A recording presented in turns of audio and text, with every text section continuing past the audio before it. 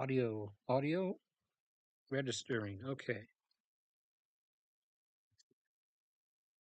let's get in here. Am I on? No, I have to go all the way into the channel.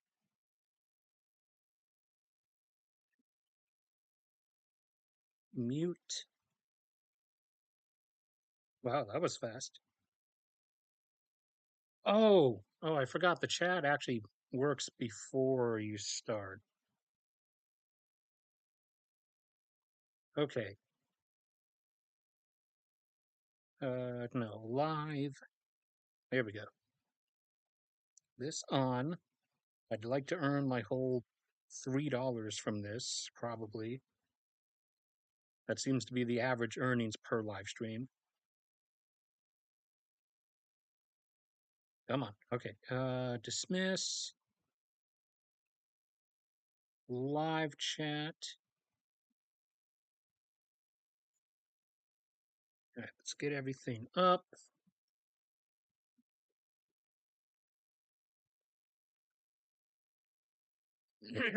Oh, right. I'm going to try to make this short like the one a couple days ago was, as I'm a bit tired. I just got in from walking around and picking up garbage all over the place. Uh, Probably, it seems like I pissed off some house flippers by doing so, which would only be like the seventh or eighth time that I've irritated people by picking up garbage. In fact, twice I've actually had people call the cops on me for picking up garbage twice, and I've had like people like host- hostilely confront me themselves. So the in joke with myself is that I'm probably eventually gonna like I'm gonna get shot for picking up garbage at some point. That's gonna be my source of martyrdom in the end. Not my preferred choice, but uh if that's the Lord's will, then so be it. Okay, do I have all of those? I do. Come on. Uh Bookmarks. I got all those. 4, 3, nothing from chat. How long have I been on? 3 minutes. All right. We will start exactly at 10, or we'll officially start exactly at 10. Unlike usually, we won't have the extra delay on top of that because, like I said, I do want to try to make this shorter, as I have gotten an indication that people do prefer it to be shorter. So I'm going to try to keep with that. And also, I'm tired and hungry, so I kind of want to eat. But in the meantime, as usual, for anyone who happens to be here already before we start, the non-video, non-stream stuff that I'm doing for you guys has grown considerably. We're now up to 6 different Google Docs that I have. This is the latest one where the data is relevant as of the end of this year, start of next year. So this one, country data compilation, is something I put together where I'm going to have each country's uh, the kind of data you guys would be looking for. So stuff related primarily to like energy and resource consumption, stuff like that, as opposed to the kind of data that you would see if you like, looked up a country on Wikipedia and looked at like the sidebar.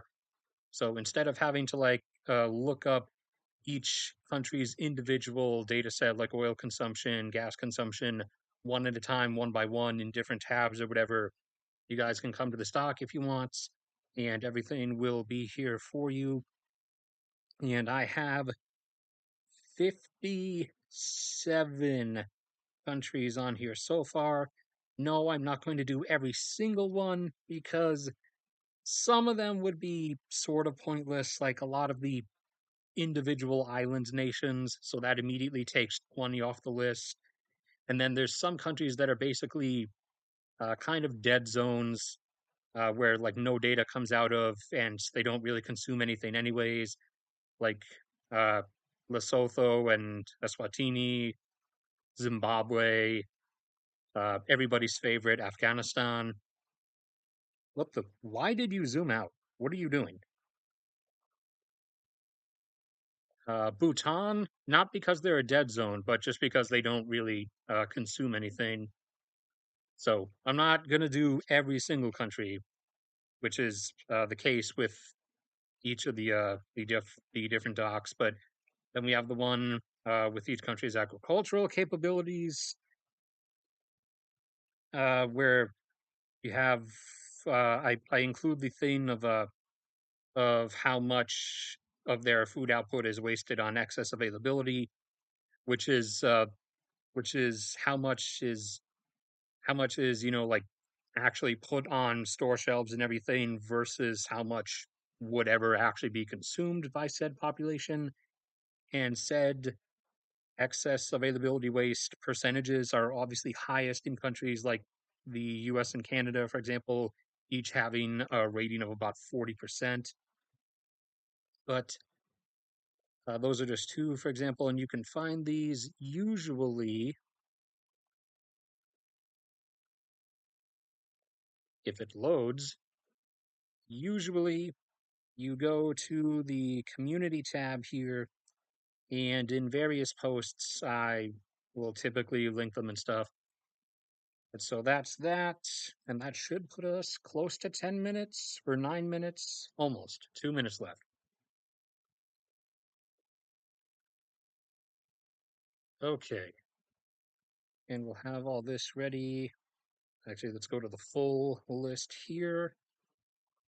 Oil is still not doing what it should, not even remotely. It should actually be back up in the 90s right now, but it's not because the market is a collective amalgamation of human financial decisions and financial opinions, and humans are individually and inherently, as a collective, stupid in both regards.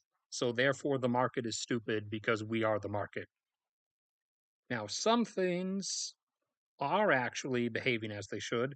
Silver is finally correcting itself. It's finally going up as it should have been this entire time, since the global silver supply situation is not desirable. It's a bit problematic, actually. We are post peak silver in terms of global mine output, and silver demand is only going in one direction, which is the same direction the price is going right now.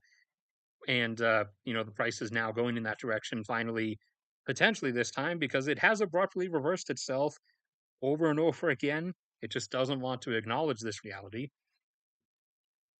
But in reality, silver at this particular moment, and actually for the last couple of years, should have been in the 30s, and it obviously still should be there right now. It has jumped from down around 23 or 22 up to 25 and a half, heading towards 26. We'll see. Maybe this is the time that it's actually going to do it and, stay up there like it should have been. But we'll have to wait and see how that actually ends up. Who all do we have? 6, 7, had update at one point. Where is Josh? I texted him. Should have shown up. Uh, that depends. Whether the Israel-Gaza war actually goes bigger. That depends. It's kind of become clear that it's not going to blow out in a massive rapid trigger like it was initially expected to, as everyone who kind of threatened to do so has since sort of backed down. Like, Hezbollah has not really done what we thought they were going to do. They've kind of stuck to just occasionally launching a few hundred rockets, and now also they have been occasionally shooting down Israeli surveillance drones, and that's like about the extent of what they're doing.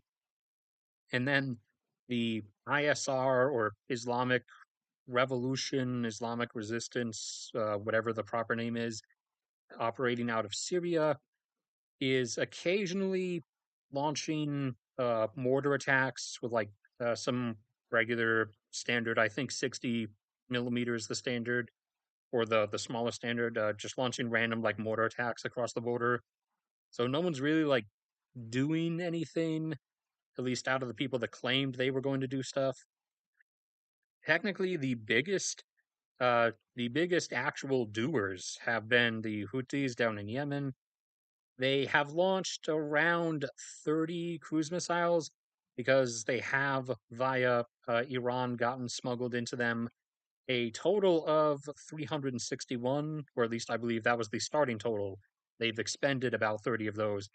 They have occasionally launched sporadic cruise missiles up towards southern Israel, two of which have actually struck things, have actually like made it all the way there and struck stuff. One of which was a building on a military base. I never found out like uh, whether it was just some office building or whether it was a storage site or like whatever it was. But one of them struck a building on a military base, and another one struck like just a road near that same military base in southern Israel. So they haven't actually like damaged anything because most of those cruise missiles that they've launched have been intercepted by U.S. anti-air destroyers that are stationed in the Red Sea, and a few have been stationed by anti-air systems in Saudi Arabia and Jordan. And then out of I think like around like six or seven or so have actually like made it to southern Israel, and four of those got intercepted. And obviously, as I already said, two of them actually hit stuff. And then they've they boarded a cargo vessel and like forced it to dock at a dock in Yemen and are like holding the crew hostage or whatever. And they tried to do that to another one. However, it was really close to a U.S. destroyer who then sent a helicopter over and dropped our guys on it, uh, who then put a stop to that. So five five Houthis have been captured as a result of that. I don't know if there were like more on the ship and some were killed in a firefight engagement, but five of them have been captured, and theoretically they have again like another 330 of those Iranian cruise missiles they could use. And then up in Iraq and Syria, the ISR has been randomly making mortar strikes at some U.S. bases, occasionally some of those the cheap small ones like the quad rotor drones, suicide drone attacks as well, that haven't really like they've given dozens of people some minor injuries, and one contractor ended up dying of a heart attack during one of the attacks, but they haven't really like damaged anything. The the closest they've come to damaging things is when they have used some of their some like older, not really cruise missiles because they're not entirely like guided, but like semi-ish cruise missiles that Iran has like given to groups in the region over the years. And that has been when we've actually launched airstrikes in retaliation, primarily because when they actually use some of those old semi cruise missile, not really cruise missiles, they're by doing so, they end up kind of revealing like where they have that particular like stash of them. So then obviously we take that opportunity to destroy that. But like the quad rotor suicide drone stuff, we're not really doing anything in response to because it's kind of more a nuisance than anything. Uh, we did like I mean we did kind of think like maybe at some point Iran was gonna like try launching stuff maybe, but they've kind of just sat there. Why did you zoom in? I did not tell you to zoom in. So it's looking a lot more like everybody was a lot more talk than actual like action. And I mean, if Israel like fully restarts and just makes it kind of obvious that they are not gonna cool down like they seem to have been doing, and like they're actually just going to resume like fully attempting to like just flatten Gaza entirely, then everybody might like pick stuff back up again, and we'll see how it goes from there. But it's seeming a lot more like everyone like just backed down after a bit. We just got off of a five, I think 5 day ceasefire that was ongoing there, and that has now since ended. So Hamas has resumed firing rockets, and Israel has resumed just bombing everything in sight. So that's ongoing again. And I do have the casualties, vehicle destruction, and ammunition expenditure tallies that I have on my sheet here.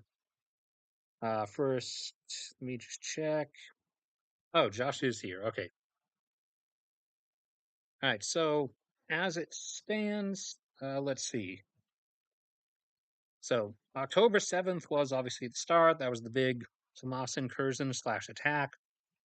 And out of the roughly 19,000 rockets that they've fired since, I believe it was something like between 3 and 4,000 out of those 19,000 were fired on that one day in just a massive barrage. So total is around 1,200 or 1,300 civilians in Israel were killed in on October 7th. And since then, because despite claims otherwise, what Israel has been doing in Gaza has been just indiscriminate carpet bombing. Uh, Civilian deaths in Gaza reached about 13,000 from the bombings, and another 3 or 4,000 have died in hospitals that have run out of medical equipment and their generators have run out of fuel. So I said that like a few weeks ago that thousands of people were going to start dying from otherwise treatable injuries. Well, that has been ongoing for the past 2 weeks now. Waves of people have been dying from that. So the like confirmed amounts of dead civilians is somewhere around 16 or 17,000, plus another 7,000 that are listed as missing, likely under the rubble, which just means they're dead. But there's no body to be presented because it's under rubble. So in total, excluding members of Hamas, because we're just talking about regular regular people, 20 what 16, 17,000, so 23 or 24,000 dead people in Gaza, uh, plus then plus then the Hamas casualties, which let's see, on the military end of, so going into the military end of things, Hamas is roughly a 40,000 member organization. At least that's the best intel we have, and the majority are from Gaza and Palestine. However, several thousand of them are or were uh, some of them were probably among the combat casualties so far, but several thousand of them were also actually like different like volunteers from Egypt and Syria and other places. But Hamas was at about 40,000 members, and around 1,500 died in combat with the IDF on that first day during the massive incursion. And since then, probably the grand total like Hamas deaths at this point is really vague, because to like find out a total they'd have to like excavate like a lot of places and like dig up a lot of collapsed tunnels to like literally count the number of like bodies, which they have done in a few places because they wanted to like actually see if they were correct about the tunnel mapping, and they've been like 50-50 with it on like where they were pretty sure tunnels were uh, versus where there ended up not being any. And as they excavated stuff, there were like tons of bodies in the underground overburden or underground rubble that they dug up. So in the midst of carpet bombing and massacring a bunch of civilians, yes, the Hamas tunnels are also collapsing as a result of that. However, that does not make the inexcusable somehow excusable. But vaguely, somewhere between 4 and 5,000 Hamas members have been killed. 1,500 on day one, probably like around 1,000 in combat with the IDF inside of Gaza since the IDF invaded, and the other like 2,500 ish have been killed, like primarily because of tunnels collapsing because of the amount of bombs falling. The IDF is has stopped publicly uh, publicly listing their casualties, but based on videos that both they and Hamas publish of different pieces of combat, plus how many casualties they had already said they had before this point. Roughly somewhere between 400 and 500 IDF service members have been killed in combat since this started. Is this one the most recent one?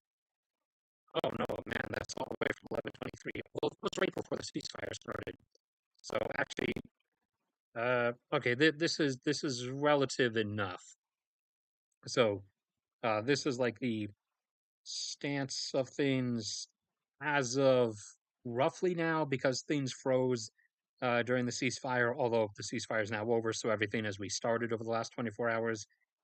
So this was the border, this white dotted line here. You might not be able to clearly see. It looks like it's blending into stuff.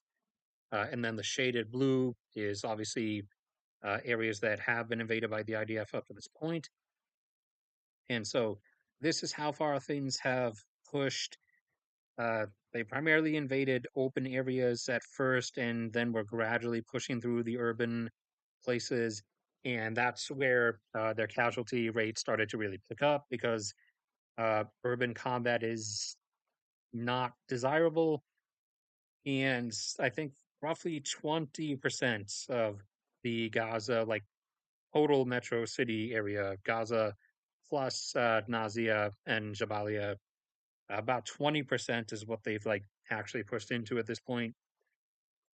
So roughly between like 400 and 500 IDF service members have been killed, and 1,600 or so are have been recognized by the IDF as of a few days ago.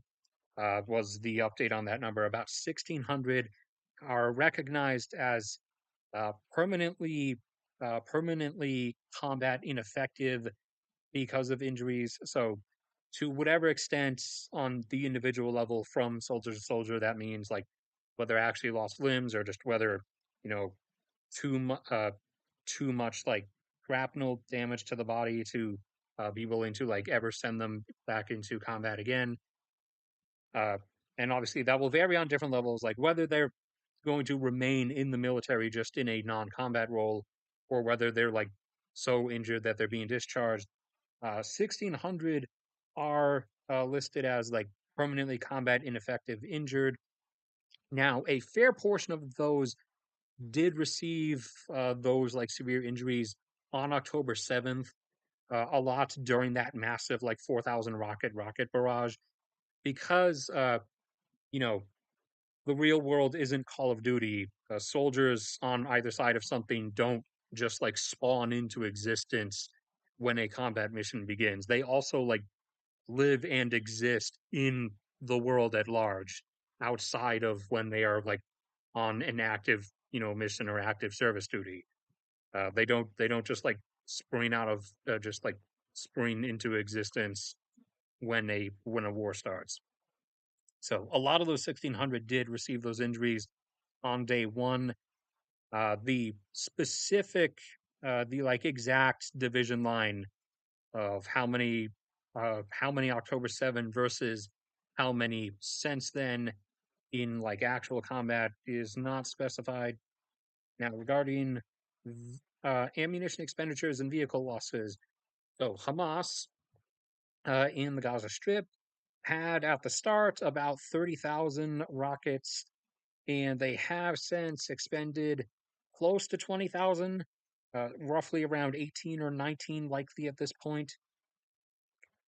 And uh, Hezbollah had about 150,000 at the start and has since expended only about like 4 or 5,000. They're being a lot more sporadic and careful at the moment. And I think there is a fair chance that they are waiting for Hamas to like exhaust their stuff and have worn down a decent enough portion of Israel's reserves of Iron Dome interceptor missiles, and then they might do like a massive barrage of their own. Plus, it would take like weeks and it would take like weeks and weeks to actually like align everything and have that set up and ready to go, anyways. But I don't know what they would particularly be capable of without being noticed by surveillance. Uh, but they might be able to set up, I would assume, at least something similar if they wanted to. Something similar, by that I mean like a 4,000 in 1 day barrage. Since they have a lot more on hand and also more space to work with, because Lebanon is, a lot bigger than Gaza, they might be able to set up something more like, I don't know, 10K plus on a single day, if they have any intent of doing that. But for the moment, what they have been doing is just like random several dozen or a couple hundred at a time. And also they have like old, I forgot what the Soviet version of the AT-4 is, but they do have old Soviet anti-tank munitions, just like the regular, non-modern ones, or at least non-modern like enough ones. And they've been taking random shots at cell phone towers in northern Israel. So I'm not sure if like that's an actual strategic thing they're after. Like they're actually trying to take down the cell phone service network, at least in the northern portion. So I'm not really sure what their angle is with that. But I mean that's a thing that they're doing. So I don't know, maybe that's what they're after.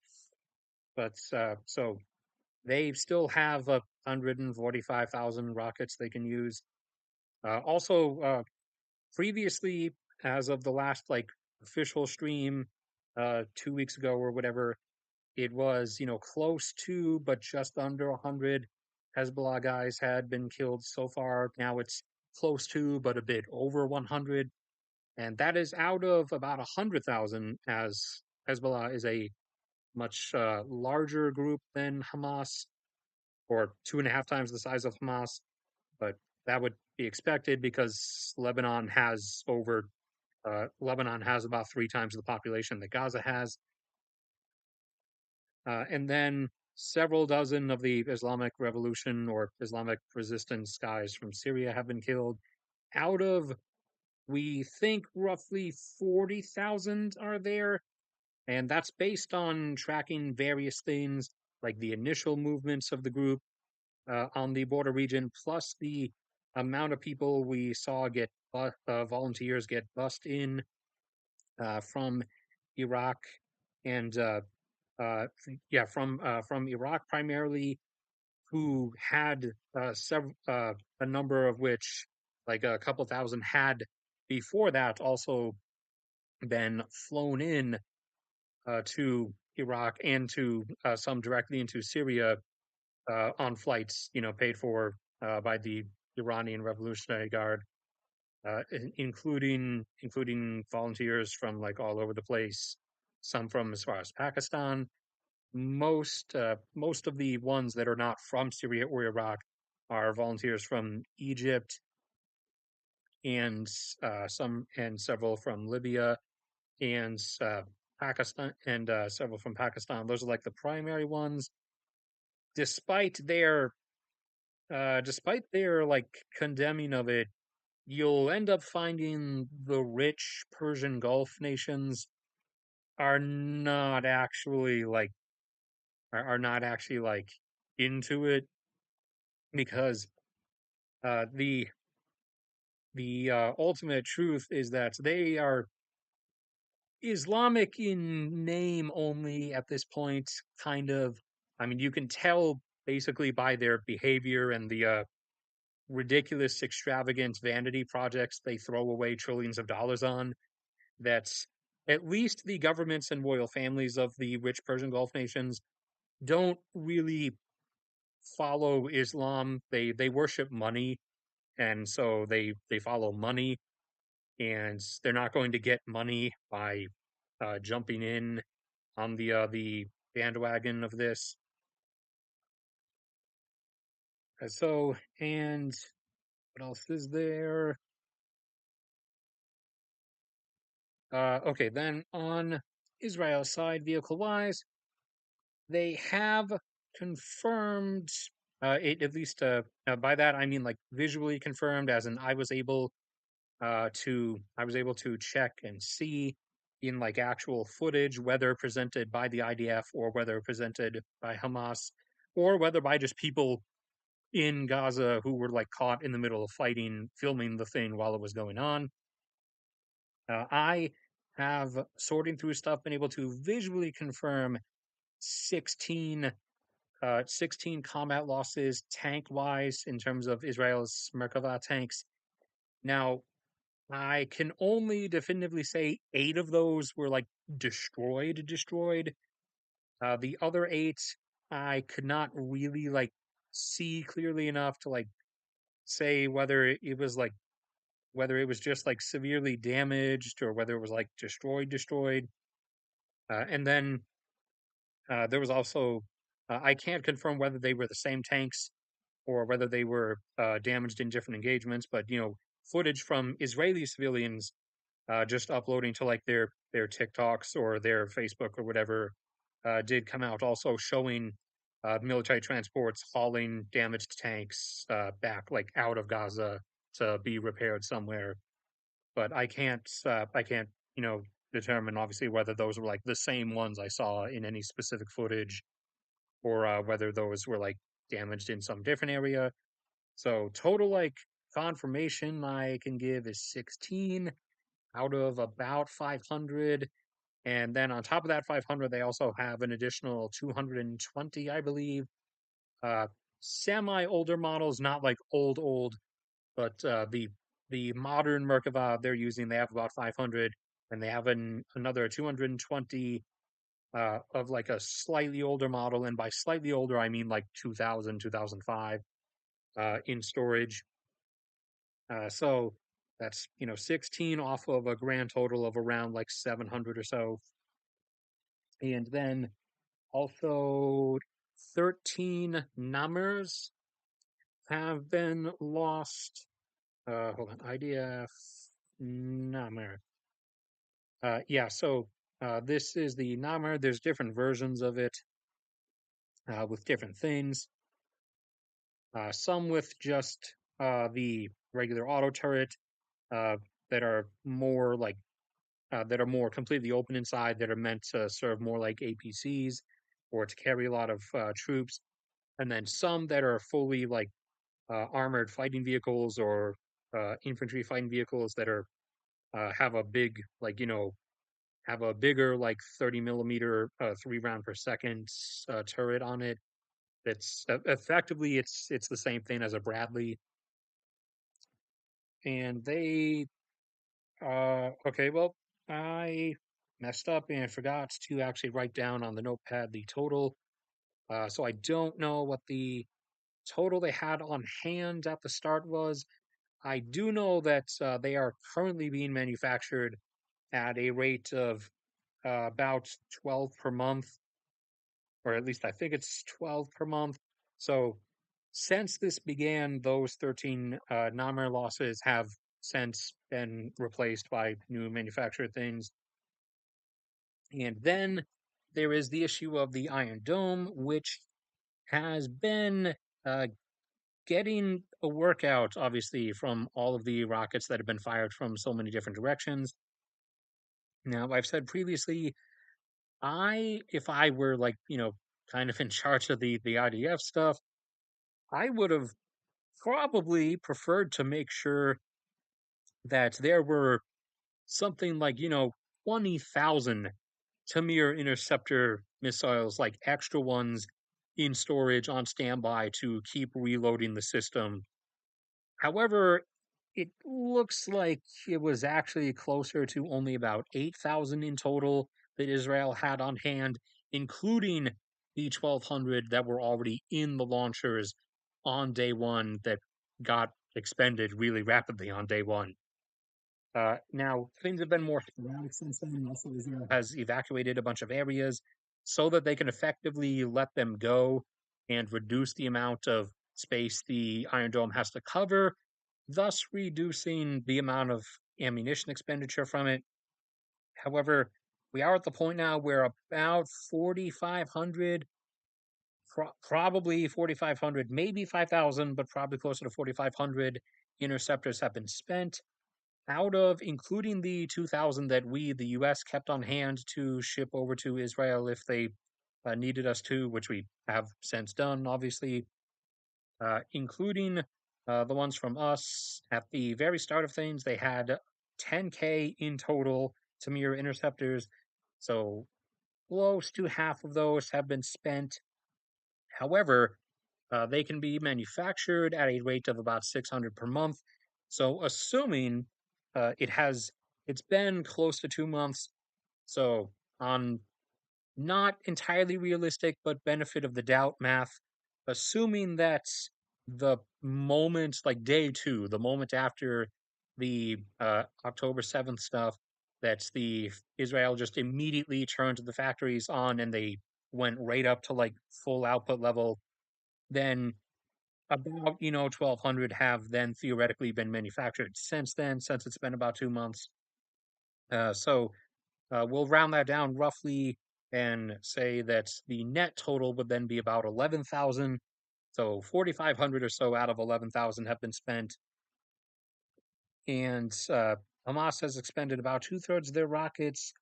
So they are not likely going to be able to fully exhaust the Iron Dome ammunition unless they do another like all out thing, which they are not entirely in a position to be able to do. So Hezbollah theoretically could, but they again they seem to have kind of backed down and are just like more just doing like random pinprick stuff. So that was like one of the initial concerns on Israel's end, was that they might get hammered from like all ends, and the Iron Dome ammunition like might get actually fully expended. But now the sort of window to be able to do that is kind of passed, unless Hezbollah ends up doing like an all out massive thing. If they've been like setting up the angles and preparing like some kind of, I don't know, 10K on one day rocket barrage, then that would obviously inflict quite a bit. But we'll only find out about that if it actually happens. And that looks like that's the grand total of everything I have written down here. And I probably should have checked chat. Well, chat hasn't said anything except for Yanli. Well, I mean, they should be up at they oil honestly should be up in the 90s right now, actually. However, the market is being really stupid. But as I said at the beginning, and as I say every time, the market is a collective amalgamation of human financial speculations and human decisions, and humans, both individually and collectively, are inherently stupid. So the market is just as stupid. So the market is not wanting to pay attention to or acknowledge reality, but it rarely ever does, anyways. That's why actually you end up, seeing bubble bursts, and that's why so many like recessions and depressions and stock market collapses and stuff end up being really sharp, abrupt things, because stuff was accruing gradually because that's kind of how reality works. But the market, over the course of time, like leading up to each of those events, just basically chose to ignore reality. And so then it just smashed its head into a brick wall. So that tends to be how it ends up happening. Uh, it's pretty frustrating that that's always how it ends up happening. It would be nicer if there were like gradual adjustments to stuff. Copper is also finally getting back up towards where it will be slash where it should have been, which is over $4, as the market is finally taking into acknowledgement the reality of the shutdowns of various mines off and on in Peru because of the uh, all of the instability and protests. Now the mine in Panama is having to shut down, and also mines are constantly losing production capacity in Chile. Partially, or actually most of it, the last 2 years since they got their new, like, radically environmentalist government, has been because their new government has just refused to like approve stuff, whether approving new operations or approving uh, extensions on permits or expansions of ongoing mining operations. And it's like just a few weeks back, I think I mentioned it in a stream, they finally, just for the first time since getting since their government election or reshuffle 2 years back, they just finally gave like their first approval to a mining operational expansion. They just finally approved one, and apart from that, their output has been like contracting for the last couple of years. So, meanwhile, copper demand is continuing to go, upwards and upwards, especially as everyone's chasing after all of the EV infrastructure and green energy stuff, which is not going to go anywhere. But we are humans and we are stupid, and we chase after whatever is dangled in front of us like a set of keys. So we're effectively locked on this path.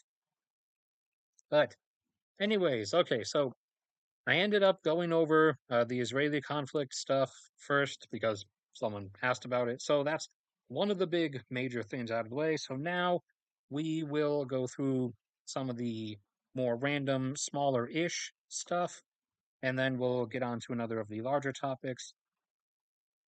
So, Algeria, one of the large gas producers. Now, as I've said before, they were producing about 8 billion cubic feet of gas per day up until the Ukraine war stuff started, and Europe, asked if they could supply more because Europe wanted to turn away from Russia, and Algeria did, because Algeria had never actually.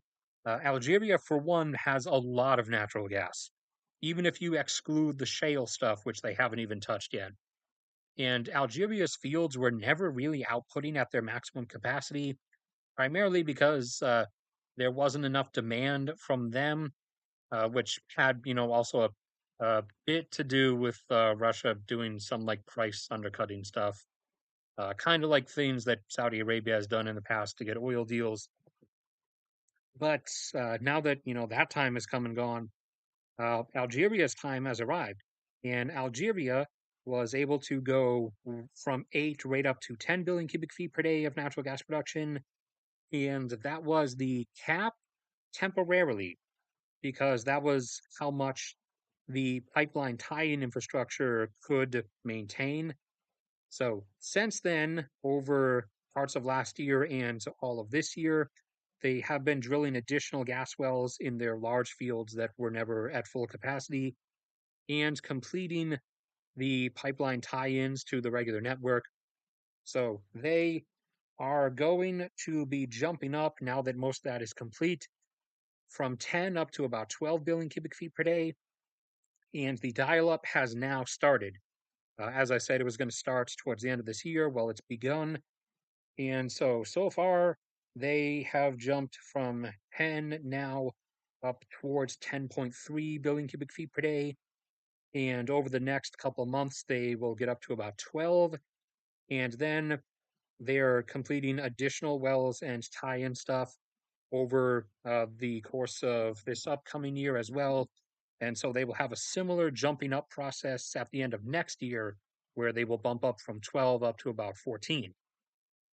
And then that's not even including the various new discoveries that they've made that are enough to add, once they come into production, several hundred million cubic feet per day. So they'll probably, once those come online, because they'll be able to bring them on fast enough within like a couple of years, that'll be enough to bring them up to like 14 and a half, plus any further expansions they make on their already existing stuff. And remember, the entire like southern southwestern portion of Algeria, for the most part, which is a open hydrocarbon bearing basin, is basically unexplored, or has been up until now, as they have issued the first round of auction blocks that's that have been grabbed, and so exploration will be starting up there. But the the dial-up has now started that we were expecting for the end of this year. So Algeria is now making the way from 10 up to 12, and that should probably take like a month or two, I would expect, to go all the way up to 12. So probably January or February, they will be up to 12 billion cubic feet per day of natural gas production. Let's see. Well, elsewhere on the African continent, a much less competent country, South Africa. You guys are probably aware by this point, because I always talk about it. It always manages to come up. South Africa is flushing itself down the toilet. And so their electricity demand levels nationwide would average around probably 29 or 30 gigawatts of demand load on their grid. However, that is never actually the case anymore, because they can't maintain that amount of like power supply. They only on average now can maintain like 24 or 25, because their grid is just decaying because of really poor design and really poor infrastructural layout and arrangement, and of course, a negative feedback loop of internal corruption and money embezzlement, which constantly diverts stuff away from maintenance on the system and like arrangement of new and better stuff, which then causes the system to degrade further, which, obviously incurs higher costs and also reduces revenue, because less power gets provided and thus less people are paying power bills. And thus, there's the amount that gets taken in corrupt embezzlement becomes a larger and larger portion of the available funding to their power grid. So it's like I said, it's a negative feedback loop that keeps making the system more and more, uh, yeah, more and more dysfunctional. And they occasionally also have been going into these several month-long episodes of like mass blackouts, intentional blackouts. They call it load shedding and insist in comment sections frequently that it's not a blackout, it's just load shedding. That's a copium term. You're in a blackout just because it's intentional doesn't mean it's not a blackout. Your power grid sucks. It's real, accept it. So they're in another one of those now, as they have had a system buckling and have dropped about 5 gigawatts of power provision capacity. So they're only able to provide about like 19 or 20 gigawatts of power supply to the grid now versus, would be demand of around like 29 or 30. So they're now, for the last several days, have been in that situation again. So they're going to continue with their ever downward spiral. Libya is stepping back up in oil production. So because of Gaddafi's various screw ups and mismanagement and stuff, Libya fell down from, its actual capable 2+ million barrels per day down to around 1.5 or so. And then inevitably the civil war happened and everything, since which Libya has gotten their production back up to about 1.2 consistently. And now they have finally drilled new stuff and done repairs to one of the fields that has effectively been offline and not touched since the Civil War started, and have brought that field back online. And that has brought an additional 40,000 barrels per day of production. So they've gone up from a consistent 1.2 up to what should now be a consistent 1.24 million barrels per day until they hopefully add the next set of stuff that they sort of revamp and bring back to life on. Uh, what else do we have here? Guyana, which will actually tie us into some of the next stuff. So Guyana has become an oil producer. You guys all know its first two fields have been producing for a bit now, and Guyana's total production has been about 410,000 barrels per day on average for the last number of months. It dropped down recently as they were tying in the stuff from the third field, and now it has resurged, and the third field has come online over the last week or so, or last couple weeks. And so, as they activate its wells one by one, it is gradually bringing up Guyana's total oil production now from 410 up to, as of the last update, 460,000 barrels per day. And once that third field is at full capacity, it will have Guyana up just over 600,000 barrels per day. And the fourth field should be coming online next year, which will bring Guyana up to 750 or 800. And we're about at the point now where the first field that was brought online in 2019, 2020 should begin to enter its decline phase.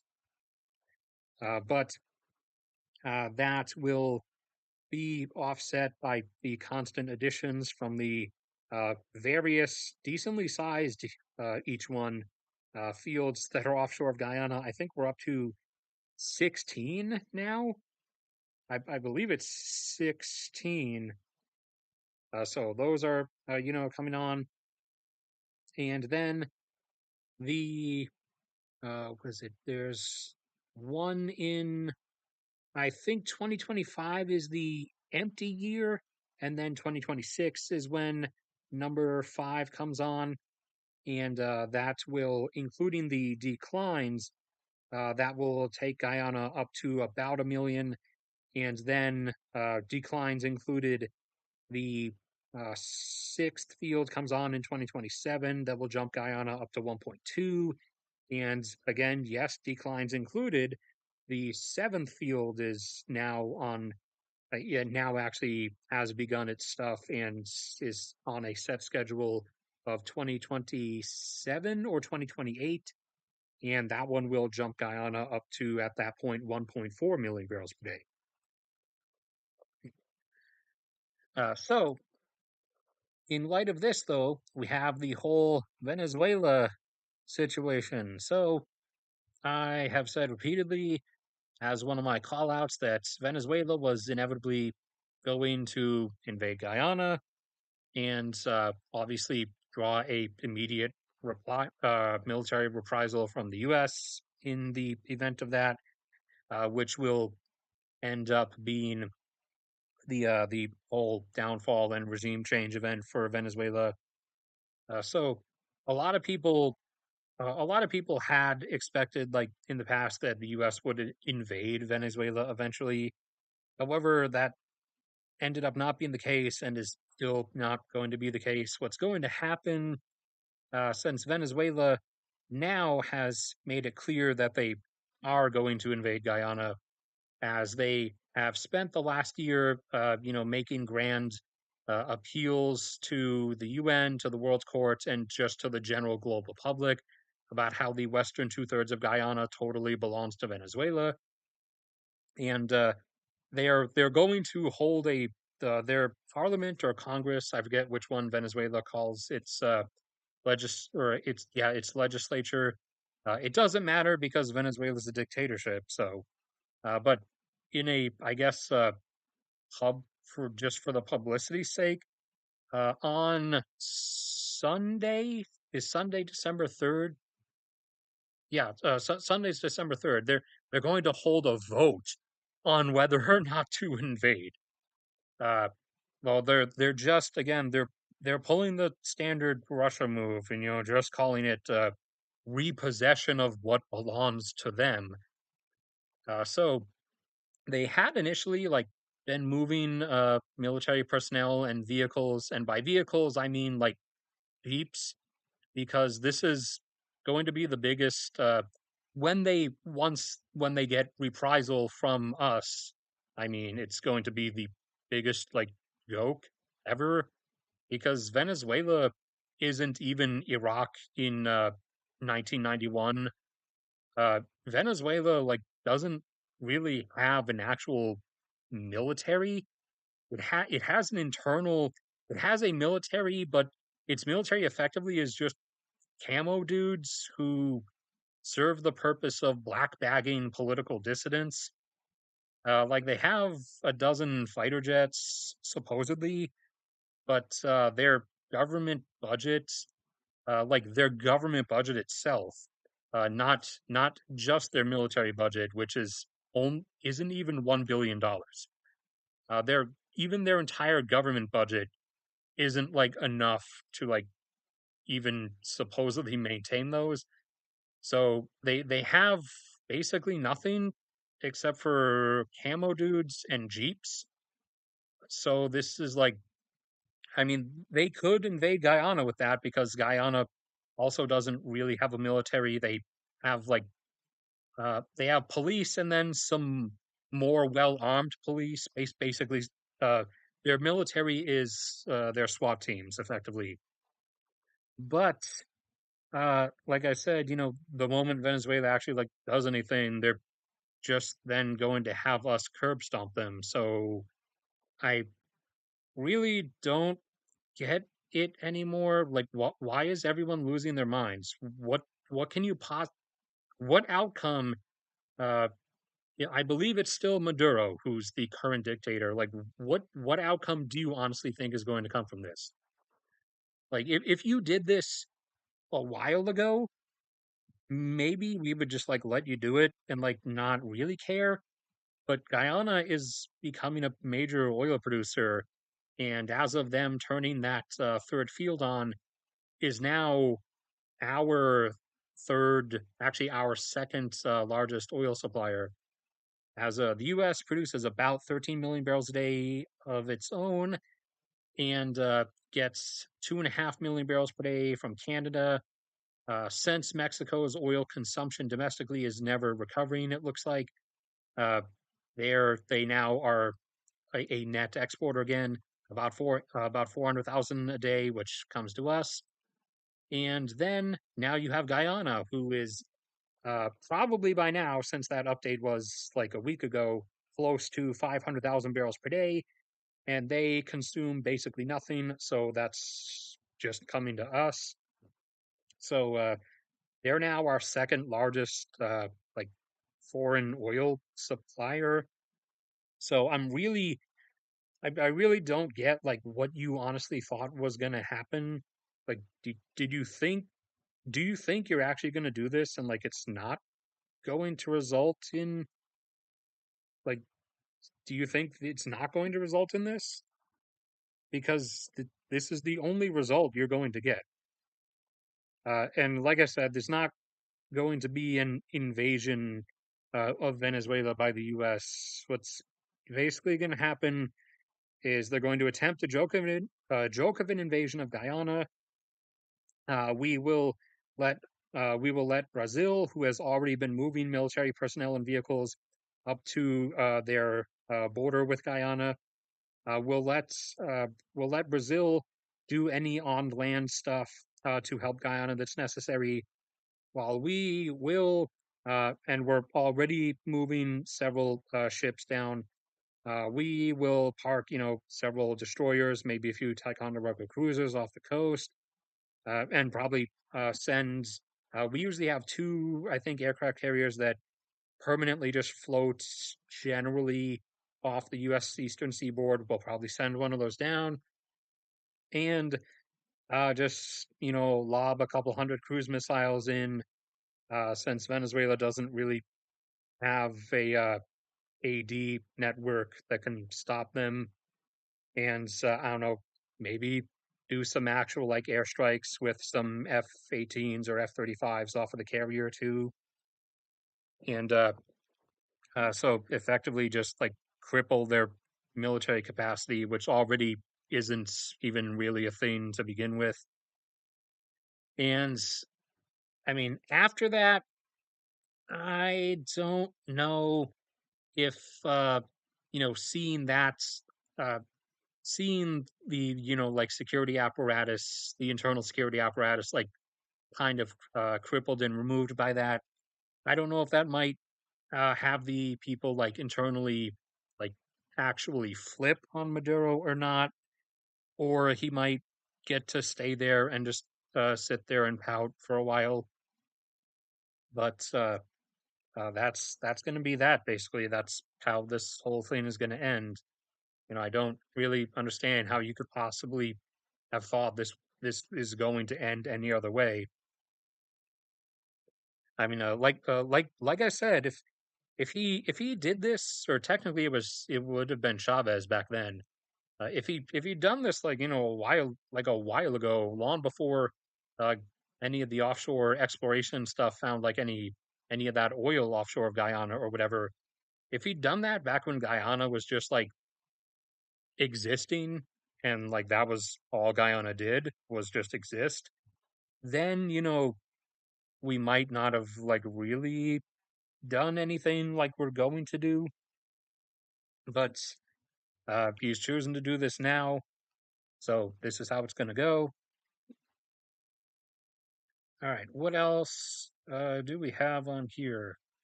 Okay, well, since Venezuela is a member of OPEC, we will then launch that into the OPEC stuff. Oh, check chat. Uh, Nothing new. No super chats either. Okay, so OPEC has decided they are going to do additional production cuts in the form of, for one, their largest producer, obviously Saudi Arabia, is going to keep their current production cut of 1 million barrels per day. So instead of their 10 million barrel per day plateau, they are currently holding 9.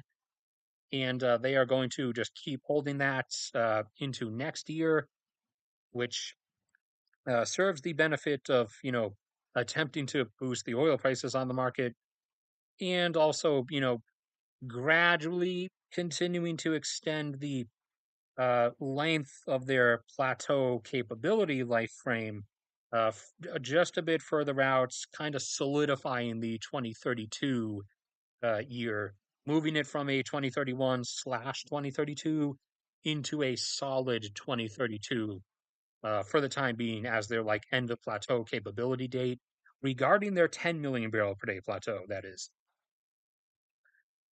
Iraq says they're going to cut, but I kind of doubt it because they're disobeying their orders already because they're sick and tired of constantly taking random Saudi Arabia production cut orders and holding themselves back. They want to actually earn revenue.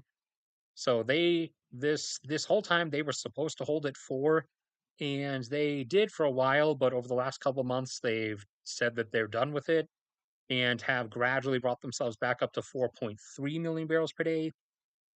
So they claim that they're going to cut back by 200,000, I mean. So in theory, they might drop back down to 4.1, but I kind of doubt they're actually going to do it because they're pretty done. And like I've said before, I expect within like the next decade or so for them to follow in Qatar's steps and actually end up leaving OPEC. Uh, Kuwait has been holding around 2.55, and they said they're going to cut back by another 100,000. So they're going to drop down to 2.45. The UAE had gotten quote unquote permission from Saudi Arabia to go back upwards a bit from 2.9 up to 3.2 million barrels per day. However, the UAE says in this new agreement that they're actually going to cut by another 200,000. So I don't know if that means they intend to cut from 2.9 down to 2.7, or if they are going to play with those words uh, behind Saudi Arabia's back or really in front of their face. And in actuality, go from uh, 2.9 up to 3, and then, say that, well, we meant we would cut 200,000 down from the 3.2 that you said we could go back up to. So I kind of suspect that they might end up doing that one because they're also getting a bit tired of listening to whatever Saudi Arabia says. Algeria is going to cut a bit further, although it's a bit less meaningful because they're not as large of a producer oil wise. They're much more of a gas producer, but they would otherwise be up between 1 and 1.1 million barrels per day. They've been down at 950 or so for the last number of months, and they've agreed to go down to around a flat 900,000. And that's the arrangement amongst them, at least for the moment. And Russia has said that they will cut a bit further, as they were hinting that they might intend on doing. So this will take them down by 200,000, they said. So from 9.2 down to a flat 9 million barrels per day. And I said when this whole thing started, at least in April of last year, once the global oil majors pulled out of all the operations in Russia, I said that similar to the post USSR collapse, fall of Russia's oil production in the 90s, although that happened for completely different reasons. But similarly, Russia's oil production, at least the portions that are Arctic and or permafrost, which is now the great majority of it, that part would begin to go over into a collapse about a year or so after the major oil companies left. And lo and behold, just before we hit spring of this year, which would have been the 1 year mark, Russia announced that they were going to start making oil production cuts. In their claim, they were making them as revenge, as retaliation against the West, even though the West wasn't buying their oil anymore. Their own friends, China and India, were. So again, they would only be damaging their own friends by doing that. But like I've also said, Russia sucks at lying, whereas the USSR, the Soviet Union, was really good at espionage and really good at lying. Russia just absolutely sucks at it. I don't know what happened, although actually I was in a Discord call with some friends the other day, and one of them reminded me that in his rise to power, Putin probably had a lot of the old KGB guys that were responsible for like a lot of the decent, well-crafted lies. Putin probably had a lot of them killed, and also, it's been a while, so a lot of them also did probably just die of old age itself, anyways. But uh, Russia, so Russia initially cut that 500,000. Then they ended up a few months back cutting a further 300,000. Then now they're going to cut another 200,000 as part of this deal. And so this is this is a bit accelerated, at least in terms of how I expected things, because Russia was up around 10.8 million barrels per day when this all started.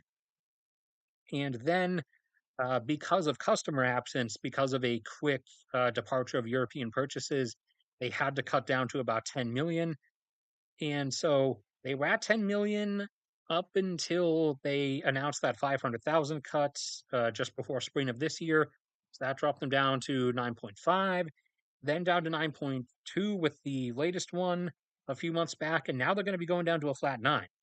Now, this is seems a bit fast compared to how I would expect it to go.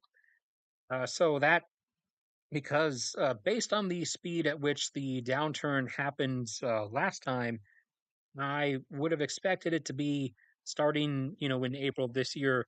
The first year would be like beginning the downward curve and would be about a 500,000 barrel per day of production loss. And then each year thereafter would drop by about a million. So, you know, between April of this year and April of next year, this coming April, they would only drop theoretically by 500,000. So, that would only be from a like total production like capacity level of 10.8 down to 10.3.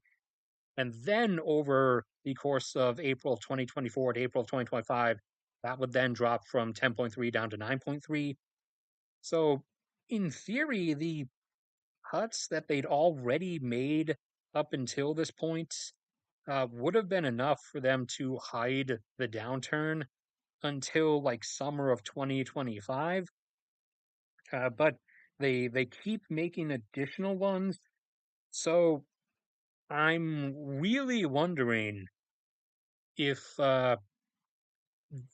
things are actually downturning like faster than I would have thought they would. I'm going to continue assuming that they would go with the expected rate for now, just to be safe. But if they keep every few months stacking another cut on top of another cut, it's starting to push things towards like thinking that things might be downturning faster than I was initially assuming. So that is the summation of the OPEC Plus group and their various oil production cuts.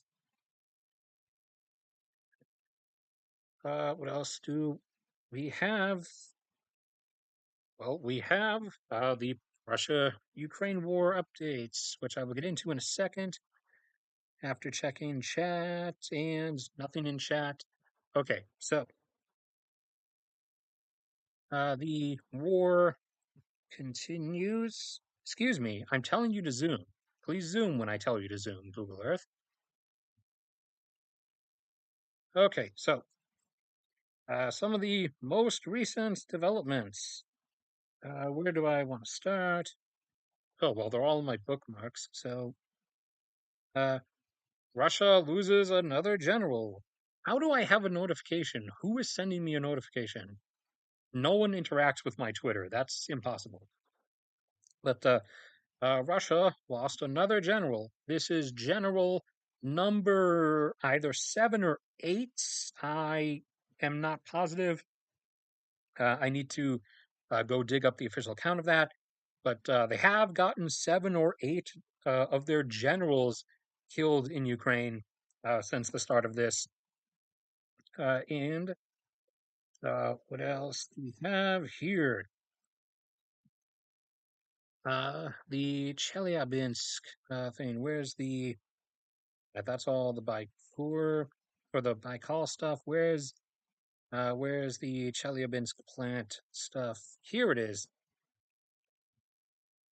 Okay, so these are videos of the of a plant formerly a tractor plant, but it got commandeered. What just happened? Oh, yeah, I forgot. Oh yeah, I forgot. Elon Musk, you know, in his cost-cutting endeavors, like cut a lot of the programming staff at Twitter, at X, and so now it does like weird things, like it'll randomly just like force you back up to the top of like a thread or a list or whatever you're looking at. And no one's it's been doing that for like a couple months now, and no one seems to want to fix it. So oh, I'm gonna go back down that to that. Excuse me, all the way down. There it is. Okay. So yeah, a formerly tractor plant that got commandeered, as the Russian government has been seizing things since the start of this. In Chelyabinsk, which is over here, and instead of tractors, that plant has, under directive from Moscow, been making tank engines. Ugh. So that blew up. Uh, not that was not a that was not actually a like deep drone strike on Ukraine's part. That was apparently just like some generic Russian safety ineptitude. Apparently, so that stuff is just blowing up even without Ukraine having to do anything. Now, what things some stuff has been blowing up in big booms uh, by Ukraine's action on Crimea once again. Uh, I believe it was Russia insisted it was a small fire and just like a few drone strikes. In reality, it was probably an ATACMS fired from a HIMARS up around the area around Kherson.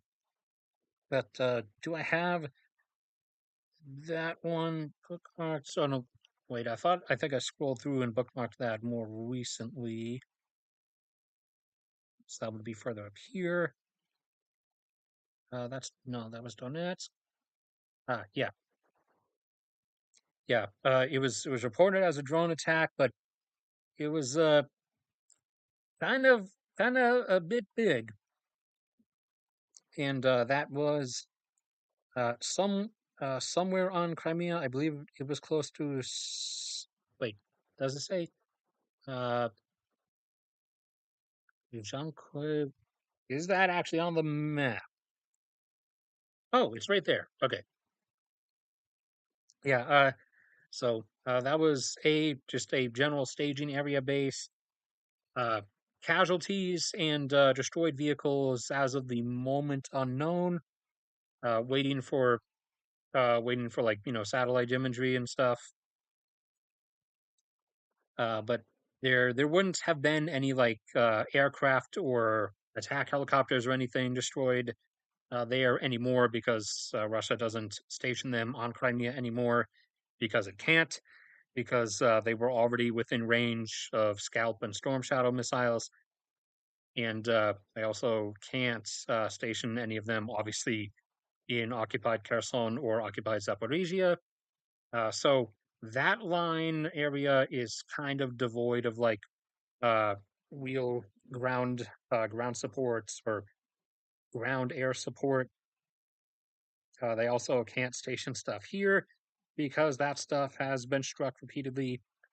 And the first few ATACMS that Ukraine got like a month and a half ago, they used on the remaining airfields that Russia had in Ukraine, which were, of course, in the Donbass region.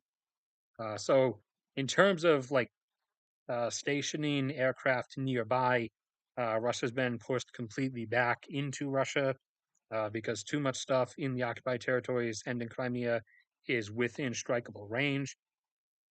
And actually, quite a lot of stuff in Russia itself is also in strikeable range because Ukraine has their own self made drones now that they call Beavers that have quite a bit of range. and they struck a supply thing around this area, which was where it was just it was a depot where Russia usually uh, or where militaries will usually do like long-term storage of missiles, bombs, rocket artillery, or artillery shells.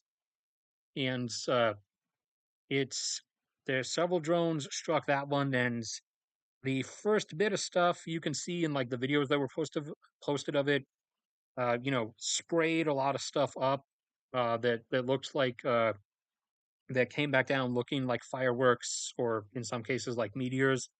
That's usually indicative of it being like rocket artillery for MLRS vehicles, and that stuff fell back down, and you could see a few flashes. Like once it like hit the ground, it was hitting the other like storage units around it, and then it lit up either aerial bombs or artillery shells, and that's when like the big boom came. But that was a few weeks ago. I actually mentioned that on a previous stream. Now, though, the most recent thing has been a, there's down here, yeah, has been a strike on the on one of Russia's two railways that go across Siberia, across which it brings stuff supplied to it, the ancient artillery shells that North Korea that it's now relying on from North Korea, and also whatever China decides to smuggle it as well. Russia, it's called the Trans-Siberia Railway singularly, but there are actually two different rail lines. Uh, I have one here. Whoa, that is huge. Okay, let's zoom out a bit. Okay, so here, well, it becomes one singular line there for a little bit, which is, unadvisable. But and then once it gets past Novosibirsk, I believe it is. It's either Novosibirsk or Omsk. Then the actual like rail network divulges out, and they're not shown on this map. But once you get, basically once you get past Siberia and into the part of Russia that Moscow actually cares about, then there's an actual like widespread rail network. But stuff coming out from the east or going out to the east uh, has these two, and then for a little bit here between Novosibirsk and Taishet, there is like just that one line, which is really dangerous. But up north of Lake Baikal, around there, look, let's get big. So right around here, this has been cut and struck. Not by drones, that would be a bit too far. This was, uh, well, there are there's different versions of it going around. Some claim that it was like Ukraine, it was the Ukrainian SBU. Others are claiming that it was actual anti-government Russians who did such. And then there's the Russian government's claim, which will probably end up being that it was a smoking accident or whatever. I think that's their usual go-to. So yeah, it was a fuel train because that would be the best target to do it on. That would cause the biggest boom and the largest fire and damage the tracks the most, and also cause partial collapse of the tunnel. So there's videos from on site and everything, but that cut, so that has cut this rail line here, and that just leaves this portion or this half. Uh, so and and there is a little connector there, and also that connector there. But the red line here is now cut for a bit. So if something happens to the other portion, then that might be a bit problematic on Russia's end. But yeah, there's the three contradicting claims of it was a careless accident, it was the SBU, or it was anti-government Russians. Uh, none of them are really like a favorable option for Russia to like settle on as a claim. Because it just comes out as like incompetence and ineptitude no matter which option it picks.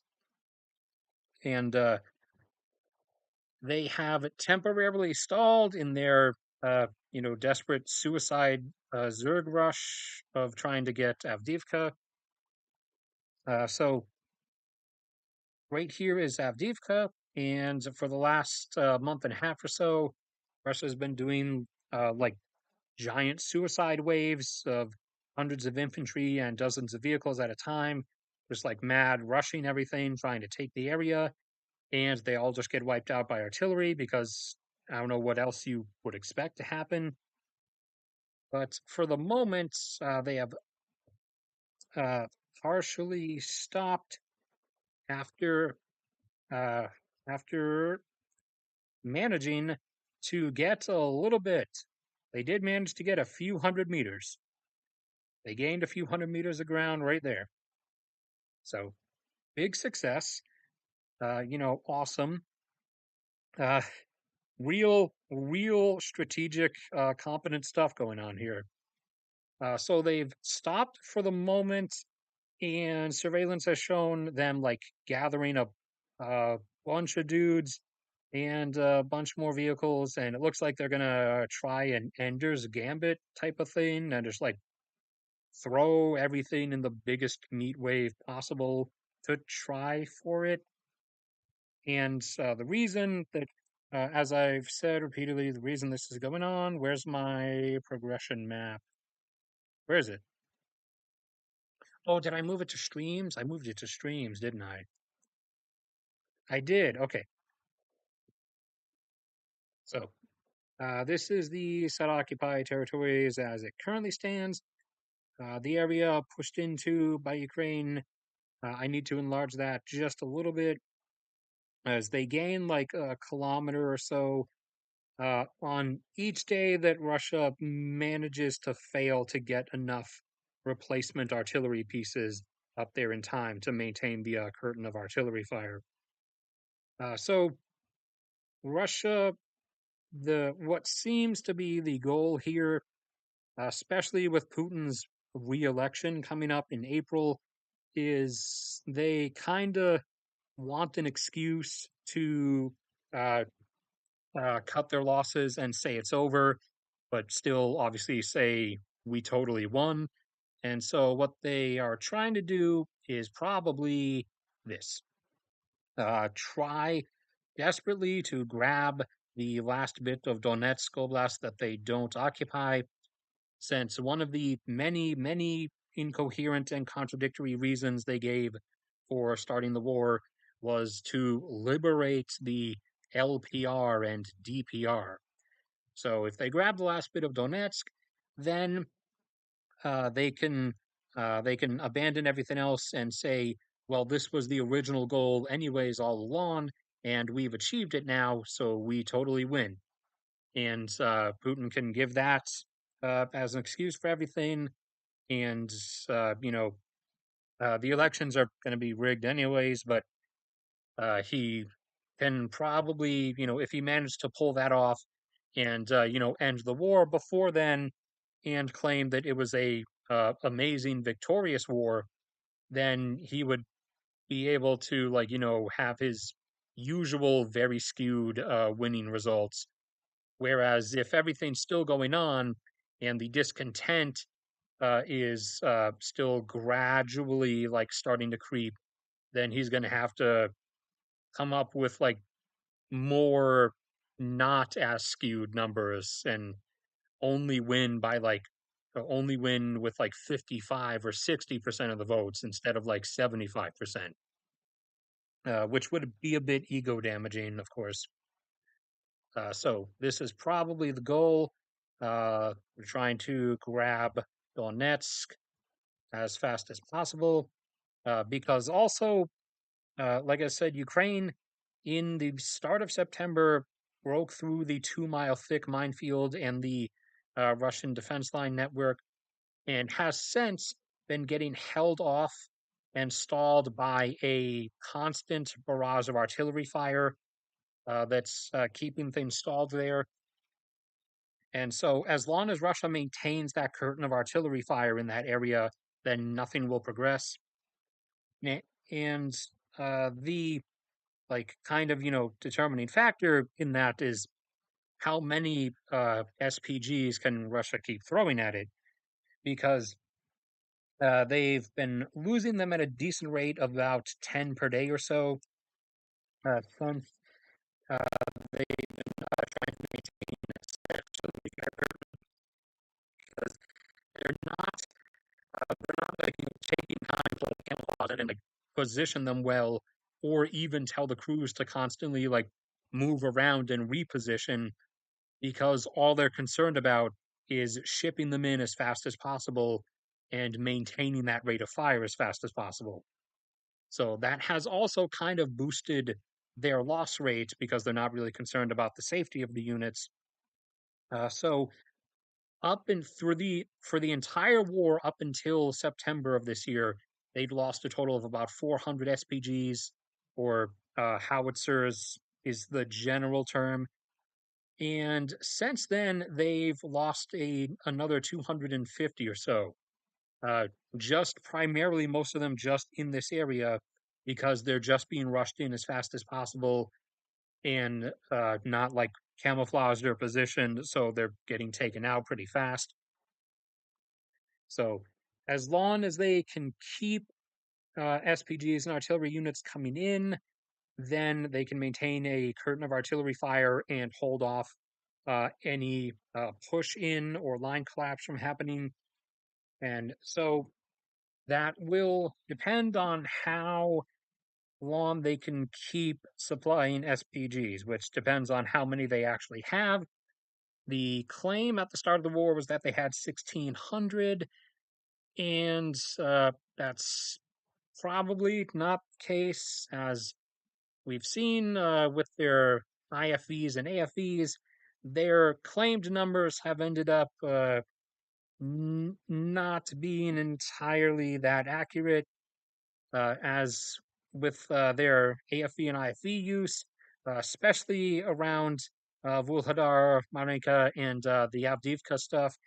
They've begun resorting to using just trucks and amphibious river crossing vehicles instead of actual IFVs and AFVs, and also are increasingly more and more relying on ancient BMP ones being pulled out of like long-term mothball storage. So there is uh, extreme doubt that they actually had 1,600 SPGs in total. So their actual total number is unknown, but they're up to close to 650 lost now. And if they continue at the present rate of this, and we assume roughly, we assume like the current rate, then they would theoretically, let's see, they'd cross the line of about 1,000 lost sometime this coming spring. And I would suspect they probably do have or did have over 1,000, but probably not actually 1,600. So somewhere in between 1,000 and 1,600. So around like mid spring, if if things at present keep up, which they most likely won't because other things are constantly happening in the meantime, but that would be around when they would pass the 1,000 loss mark in that regard. And so that would be when we would start entering into the like window range of approaching whatever the secret actual original net total might be. However, other things have been happening and are going to continue happening in between now and then, like the expanding bridgeheads Ukraine has created across the Dnipro and actually like starting to push into Kherson, which is continuing to actually surprise me because I really thought those were just diversionary things to get Russia to like sink in some artillery and manpower resources like over there to like draw a bit of stuff away from like up here. However, Ukraine's begun to like actually progress into Kherson from the riverbank. So I might have to flip eventually if that continues. This might actually be an actual like legit move that's going on. I just really would never have expected that one. But then again, that would probably make it a much more effective move if it was like the least expected thing. So that might actually turn into a legitimate thing. So I'm gonna have to keep an eye on that one. And the F-16s are coming. Uh, Probably, I would expect the first use of them, whether filmed or not, to end up being sometime early next year. Like the early the basically sometime in the first quarter of next year.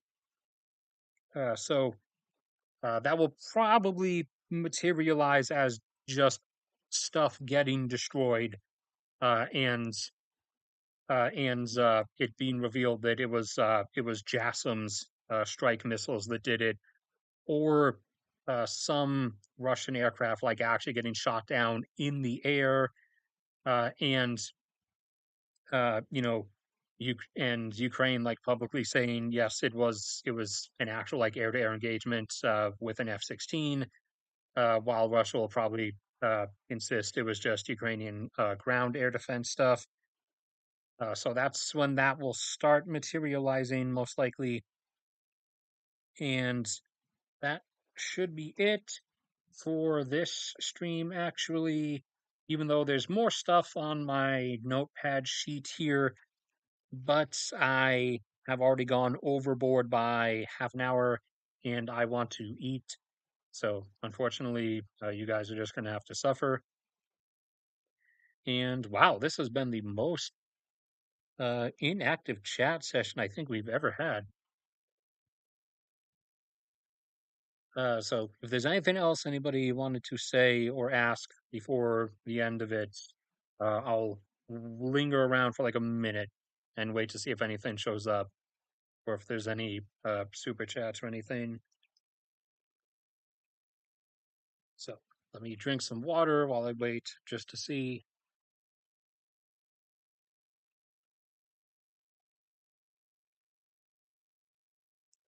I can probably X off paint now and shut that down. Shut that down. Go ahead and shut down Google Earth. All right. Wow. And my computer's fan kicked up like way harder after I started shutting things down.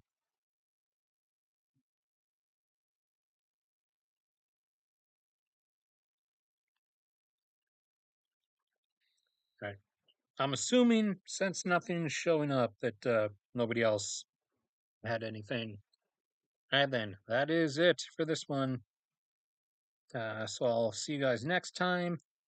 And hopefully, the EIA will, now that they've completed their website update thing, hopefully they will finally start updating the international data officially, and I can actually like do those video updates because then the graphs will actually update.